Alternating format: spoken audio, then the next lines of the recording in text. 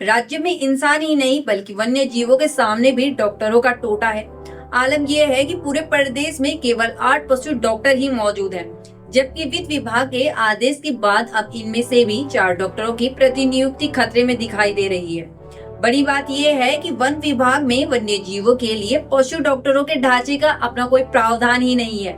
इसने वन्य जीवों के स्वास्थ्य और बधियाकरण जैसी योजनाओं पर भी सवाल खड़ा कर दिया है। नमस्कार, आप देख रहे हैं उत्तराखंड टाइम और मैं हूं आपके साथ अनुरागनी चौहान। उत्तराखंड में वन्य जीवों के उपचार और बंदरों का बधियाकरण जैसी योजनाओं पर नई चिंता खड़ी हो गई है। दरअसल वन विभाग के पास जहां पशु डॉक्टरों की भारी कमी है, तो वहीं वित्त विभाग के आदेशों के प्रतिनियुक्ति पर मौजूद डॉक्टरों को लेकर भी संशय की स्थिति पैदा हो रही है। खास बात यह है कि वन विभाग के पास अपना कोई वेटनरी चिकित्सकों यानी पशु डॉक्टरों का ढांचा ही नहीं है। ऐसे में वन्य जीवों को लेकर वन विभाग को पूरी तरह पशुपालन विभाग पर ही निर्भर रहना पड़ता है। वित्त विभाग के आदेशों के उत्तराखंड वन विभाग में इस समय पशुपालन विभाग से प्रतिनियुक्ति पर 8 पशु डॉक्टर काम कर रहे हैं। खास बात यह है कि इसमें से आधे यानी 4 पशु डॉक्टरों की प्रतिनियुक्ति वित्त विभाग के आदेशों के अनुसार खतरे में दिखाई दे रही है। ऐसा इसलिए क्योंकि वित्त विभाग ने स्पष्ट तौर पर 2 साल की प्रतिनियुक्ति के बाद अगले 3 साल तक सेवा विस्तार के लिए वित्त की सहमति का प्रावधान रखा है। उधर सेवा विस्तार के बाद 5 साल पूरे करने वाले राज्य कर्मियों को अपने मूल विभाग में जाने से जुड़े स्पष्ट निर्देश भी इसमें दिए गए हैं। हालांकि 5 साल के बाद भी किसी कर्मी की मूल विभाग में वापसी न करते हुए प्रतिनियुक्ति पर ही रहने के लिए मुख्य सचिव की अध्यक्षता वाली समिति से सहमति लेनी होगी, जो फिलहाल इन पशु चिकित्सकों के मामले में नहीं हुआ है।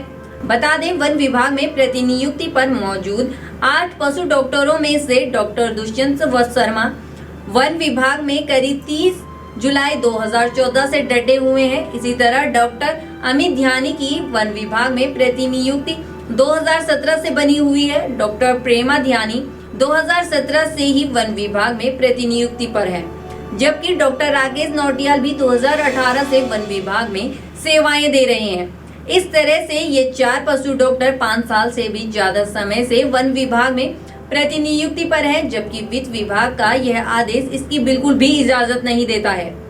मानव वन्य जीव संघर्ष के बढ़ते मामलों के बीच वन विभाग में पशु डॉक्टरों की जरूरतें भी बढ़ रही हैं।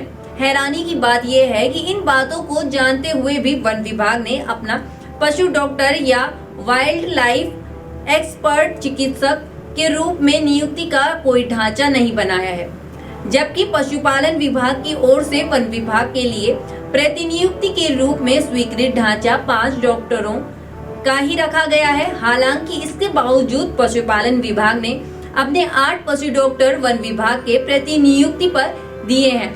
एक तरफ वन विभाग में 4 पशु डॉक्टरों के 5 साल से ज्यादा प्रतिनियुक्ति पर होने के कारण उनकी वापसी का खतरा दिखाई दे रहा है, तो दूसरी तरफ वन विभाग मौजूद 8 पशु डॉक्टरों को के अलावा भी 6 पशु डॉक्टरों की और जरूरत मान रहा है। इसीलिए वन विभाग ने पशुपालन विभाग को 6 और पशु डॉक्टर देने की मांग की है।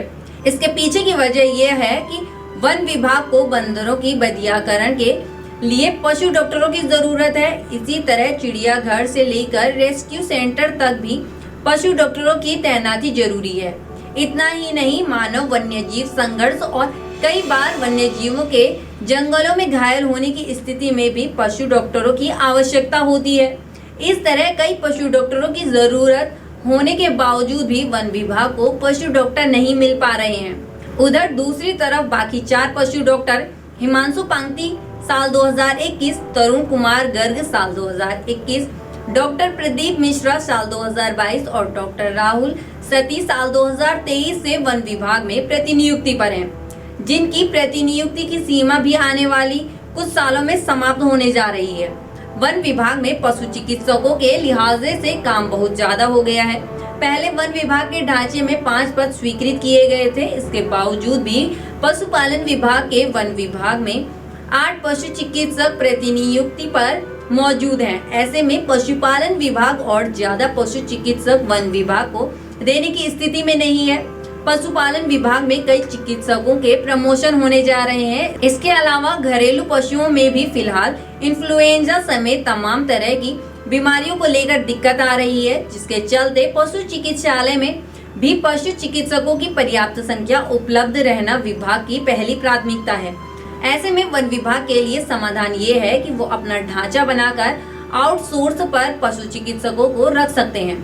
पशुपालन विभाग के सचिव BVRC पुरुषोत्तम ने स्पष्ट किया है कि वित्त विभाग के आदेश पर पालन करवाया जाएगा।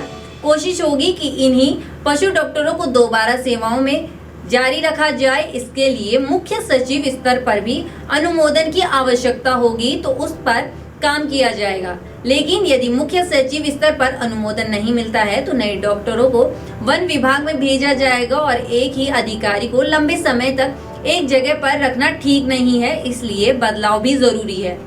उत्तराखंड में करीब 122 डॉक्टरों को भारतीय वन्यजीव संस्थान यानी WII ने 10 दिन का वाइल्ड लाइफ में चिकित्सीय कार्यों को लेकर प्रशिक्षण दिया है। हालांकि ये सभी पशु डॉक्टर पशुपालन विभाग में ही काम कर रहे हैं, लेकिन मंशा ये है कि जब भी क्षेत्र में जरूरत पड़ेगी तो इन्हीं वाइल्ड लाइफ में भी लिया जाए।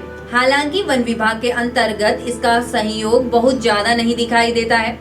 वन विभाग ने हालांकि पशु चिकित्सक के रूप में अपना कोई ढांचा नहीं तैयार किया है, लेकिन PCCF wild life RK Mishra कहते हैं कि भविष्य में वन विभाग में बढ़ रही चुनौतियों को देखते हुए इस पर काम किया जा रहा है। इसके अलावा वो ये भी कहते हैं कि पशुपालन विभाग के साथ कैसे बेहतर समन्वय बिठाकर पशु चिकित्सकों की कमी को दूर किया जाए, इस पर भी प्रयास किए जा रहे हैं और उन्हें पूरा विश्वास है कि सरकार वन विभाग में पशु चिकित्सकों की जरूरत को देखते हुए निर्णय लेगी। आज की रिपोर्ट में बस इतना ही। बाकी की तमाम जानकारी और अपडेट्स के लिए बने रहे उत्तराखंड टाइम पर। धन्यवाद।